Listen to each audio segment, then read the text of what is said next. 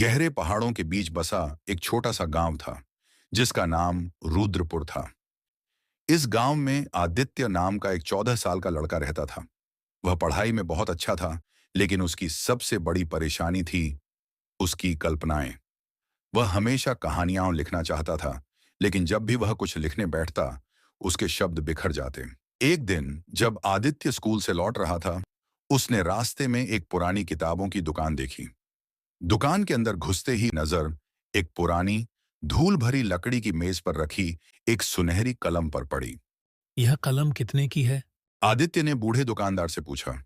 दुकानदार मुस्कुराया और धीरे से बोला, ये कोई साधारण कलम नहीं है बेटा।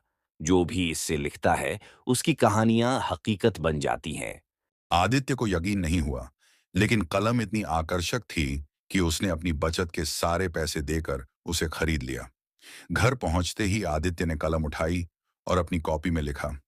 आसमान में एक लाल रंग का पक्षी उड़ रहा था, जिसकी चोंच सोने की बनी थी। जैसे ही उसने यह लिखा, कमरे की खिड़की खुल गई और एक चमकता हुआ लाल पक्षी अंदर आ गया।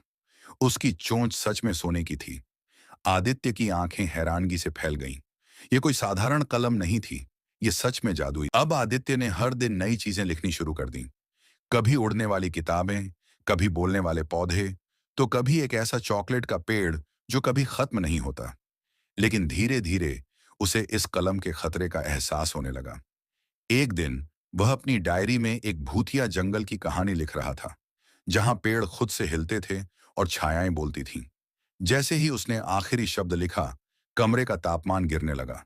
खिड़कियां खुद ब खुद बंद हो गईं और उसकी किताब से काली धुंध निकलने लगी।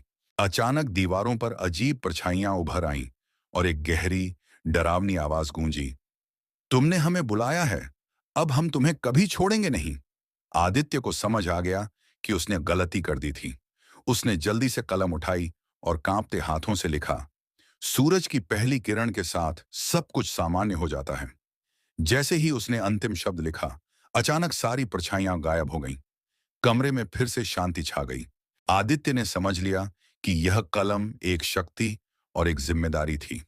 उसने फैसला किया कि अब वह सिर्फ अच्छी चीजें ही लिखेगा, ऐसी कहानियां जो दुनिया को रोशनी और खुशी दे सकें। उस दिन के बाद आदित्य एक महान लेखक बन गया, लेकिन उसकी सबसे बड़ी कहानी थी उसकी जादुई कलम का रहस्य, जिसे वह हमेशा छुपा कर रखता था।